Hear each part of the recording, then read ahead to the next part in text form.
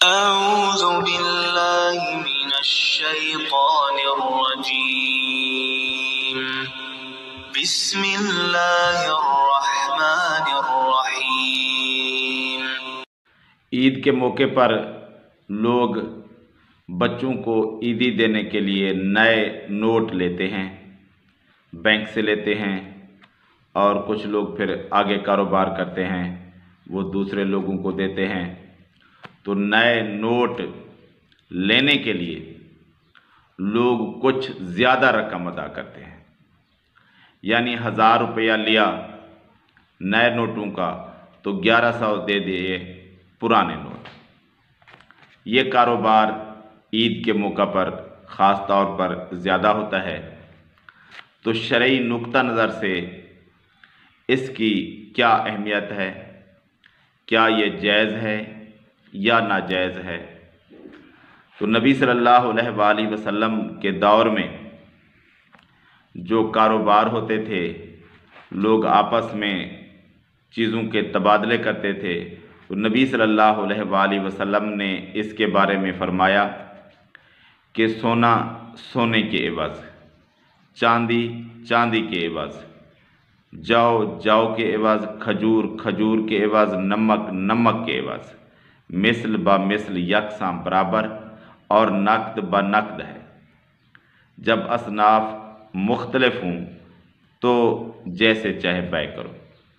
तो इन चीज़ों का जब तबादला करना है, सोने का सोने के एवज़, उन दिनों सोना चांदी दिरहम दिनार के नाम पर करेंसी के तौर पर ख़ास तौर इस्तेमाल होते थे, और ऐसे भी लोग इस्तेमाल करते थे।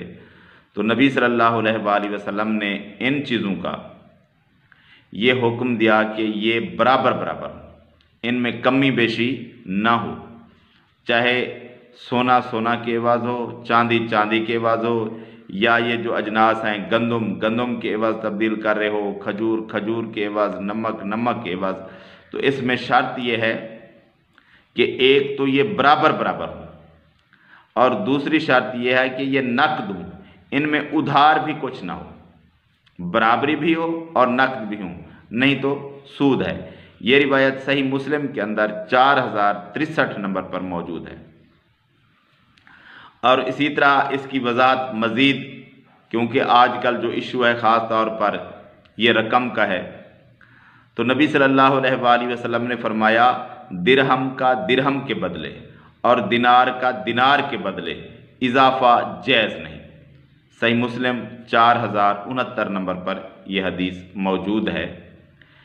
दिरहम दिनार उन दिनों करेंसी होती थी, तो नबी सल्लल्लाहु अलैहि वसल्लम ने दिरहम का दिरहम से तबादला या दिनार का दिनार से तबादला, यानी आजकल जैसे रुपए का रुपए से तबादला और डॉलर का डॉलर से तबादला, तो इसमें इजाफ़ा नाजायज़ करार दिया है कि जितनी रकम दोगे उतनी ही लोगे, चाहे कोई रकम पुराने नोट हों या नए नोट हों, पुराने सिक्के हों या नए सिक्के हों, उनकी जो वैल्यू है उसके मुताबिक बराबर बराबर रकम होगी, कमी बेशी नहीं होगी। रुपए की रुपए के साथ कमी बेशी नहीं होगी, डॉलर के डॉलर के साथ कमी बेशी नहीं होगी। जितने रुपए देंगे आप, 1000 रुपया पुराना दे रहे हैं तो नया भी 1000 लेंगे। अगर आप पुराने रुपए ज़्यादा देंगे और नए थोड़े लेंगे तो ये सूद होगा। इसी तरह डॉलर के डॉलर एवज़ भी, हाँ ये हो सकता है क्योंकि ये करेंसी ऊपर नीचे है, डॉलर रुपए ये कम ज़्यादा ले सकते हैं, लेकिन इसमें भी ये शर्त है कि ये भी उधार ना हो। जब करेंसी तब्दील हो जाए, दिरहम दिनार हो जाएं, डॉलर रुपए हो जाएं, तो इनमें कमी बेशी तो जायज़ है जैसे मार्केट वैल्यू होती है, लेकिन इनके अंदर भी उधार जायज़ नहीं है। रसूलुल्लाह सल्लल्लाहु अलैहि वसल्लम ने सोने के एवज़ चांदी की उधार बै से मना फरमाया।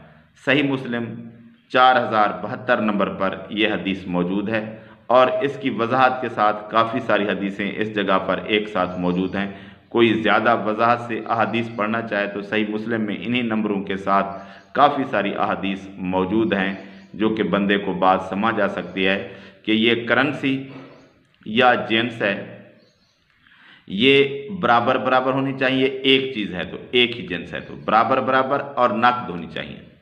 अगर जिन्स मुख्तलिफ है तो बराबरी की शर्त ख़त्म हो जाती है, लेकिन नकद की शर्त रहती है। अगर उधार करेंगे तो ये सूद के ज़ुमरे में आएगा। तो ये असल मसला जो करेंसी का है आजकल, जो लोग ज़्यादा नोट पुराने देकर कम नोट नए ले रहे हैं तो ये सूद के मुर्तकिब हो रहे हैं। ये हराम है, ये काम नहीं करना चाहिए।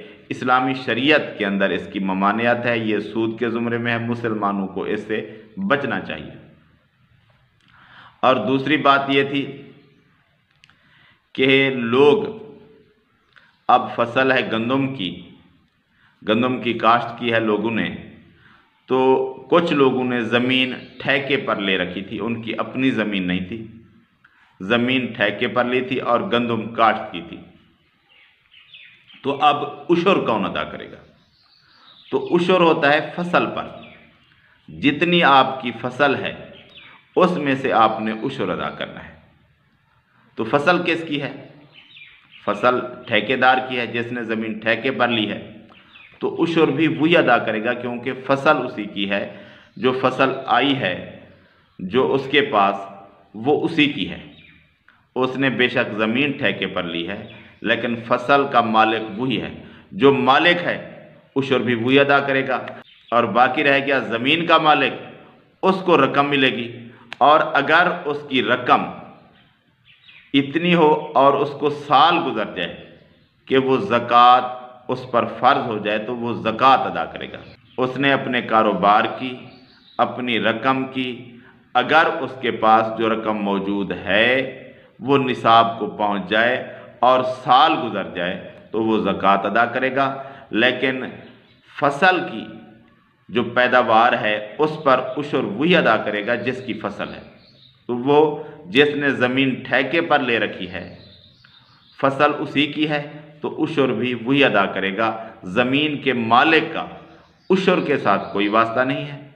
हाँ, वो अपनी रकम, जब उसकी जो रकम है वो लेगा और ख़र्च ना हो वो अपने पास जमा रखे, और उस पर साल गुजर जाए, जो रकम उसके पास बाकी बची हुई है उस पर साल गुजर जाए, वही रकम हो सिर्फ, या कुछ और रकम किसी भी और कारोबार से उसके पास मौजूद हो, या कुछ और चीज़ें मौजूद हों कारोबार की, तो वो चीज़ें अगर निसाब को पहुंचती हैं और साल गुजर जाता है, तो उसके बाद उस शख्स पर ज़कात फ़र्ज होगी। उशर ज़मीन की वजह से, ज़मीन की मिल्कियत की वजह से उस पर नहीं होगा।